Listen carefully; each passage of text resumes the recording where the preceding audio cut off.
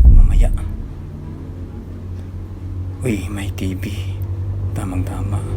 Okay na to. Mabibibinta ko na to kahit na 1.5. Pwedeng-pwede na to. Pang-scatter. Huwag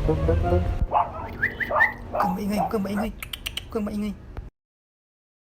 Oh, mahal. May pagkain pa ba dyan? Anong gagawin natin ngayon? Wala na tayong bigas. Mga bata natin nananabawan bukas.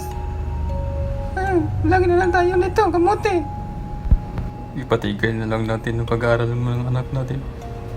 Kasi di talaga kaya eh. Tapos may sakit pa yung bunso natin. Wala na tayo pambili ng gamot. Ako ay nahihirapan na rin. Hindi ko alam mong gagawin. Yung TV na lang dyan. Iprinda na lang natin yung TV dyan. Baka maprinda pa yan ng 500. May pagkain tayo bukas. Tapos di na tayo pinapautang ng kapitbahay kasi wala na akong trabaho. Nagsisisi ako na ikaw pinakasalan ko. Sabi mo dati, sabi mo noon, hindi kami magugutom. Huwag ka lang umiyak. Din tayo.